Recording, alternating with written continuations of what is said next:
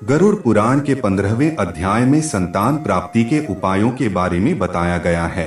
साथ ही इसमें बताया गया कि किन कर्मों से संतान में गुणवान, चरित्रवान और बलवान, सत्यवान का गुण होता है और किस दिन गर्भ धारण करना चाहिए जिससे से पुत्र और पुत्री की प्राप्ति होती है।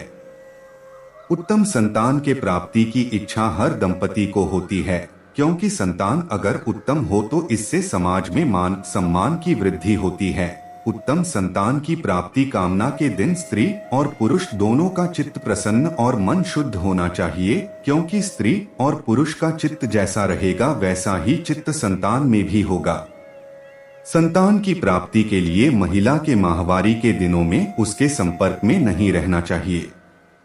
गर्भावस्था के संबंध में गरुड़ पुराण में लिखा है कि गर्भाधान मासिक धर्म की 8वीं, 10वीं और 12वीं रात को ही करना चाहिए। ऋतुकाल का अर्थ है मासिक धर्म। जिस दिन और रात को मासिक धर्म शुरू होता है उसे पहले दिन या रात के रूप में गिना जाना चाहिए। गरुड़ पुराण में लिखा है कि छठी, 8वीं आदि रातें पुत्र के जन्म के लिए और 7वीं, 9वीं आदि विषम रातें कन्या के जन्म के लिए होती हैं। मान्यता है कि देवताओं द्वारा स्त्री को माहवारी का श्राप दिया गया था, इसलिए इस दौरान स्त्री की आभा को अशुद्ध माना जाता है। माहवारी के 7वें दिन महिला को देवताओं और पितरों की पूजा करने योग्य मानी जाती है। स्नान कर शुद्ध होना जरूरी होता है। इसके बाद ही पुरुष महिला के साथ एक कमरे में निवास कर सकते हैं।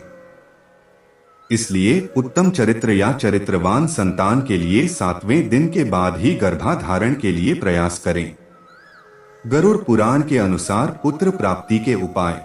मान्यता है कि सम दिनों में गर्भाधान से पुत्र और विषम दिनों में गर्भाधान से पुत्री की प्राप्ति होती है। गरुड़ पुराण के अनुसार पुत्र रत्न की प्राप्ति के लिए महिला के मासिक धर्म समाप्त होने के 8वें, 10वें, 12वें, 14वें और 16वें दिन यानी सम दिनों के मिलन से पुत्र प्राप्ति की संभावना अधिक होती है। वहीं पुत्री प्राप्ति के लिए मासिक धर्म के विषम दिन जैसे 9वां, 11वां, 13वां, 15वां और 17वां दिन, इन दिनों में गर्भाधारण करने से पुत्री की प्राप्ति होती है। लेकिन मासिक धर्म के 18वें दिन बाद संतान प्राप्ति की संभावना बहुत कम होती है। आपसे विनय पूर्वक विनती है, वीडियो को लाइक और चैनल को सब्सक्राइब जरूर करें।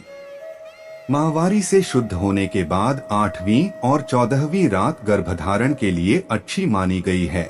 इससे उत्तम और योग्य संतान प्राप्त होती है। ऐसी संतान दीर्घायु होने के साथ गुणवान, भाग्यशाली होती है। इस संबंध में एक और बात का ध्यान रखें कि इन रात्रियों के समय शुक्ल पक्ष यानी चांदनी रात, पूर्णिमा वाला पखवाड़ा भी हो, यह अनिवार्य है। यानी कृष्ण पक्ष की रातें हो तो गर्भाधान की इच्छा से सहवास न कर परिवार नियोजन के साधन अपनाना चाहिए। शुक्ल पक्ष में जैसे जैसे तिथियां बढ़ती हैं, वैसे वैसे चंद्रमा की कलाएं बढ़ती हैं। इसी प्रकार ऋतुकाल की रात्रियों का क्रम जैसे जैसे बढ़ता है, वैसे वैसे पुत्र उत्पन्न होने की संभावना बढ़ती है। यानी छठवीं रात की अपेक्षा 8वीं, 8वीं की अपेक्षा 10वीं, 10वीं की अपेक्षा 12वीं रात अधिक उपयुक्त होती है।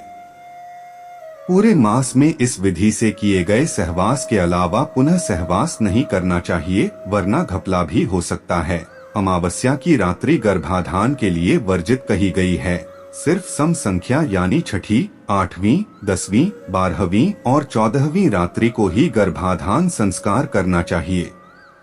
हम आशा करते हैं आपको यह छोटी सी जानकारी अच्छी लगी होगी। अगर अच्छी लगी है तो हमारे चैनल को सब्सक्राइब करें और वीडियो को लाइक करें। हमारा उद्देश्य आपके ज्ञान में वृद्धि करना व धर्म के प्रति आपकी जिज्ञासा को बढ़ाना है। अगली नई प्रस्तुति में हम आपको एक नई जानकारी देने का प्रयास करेंगे।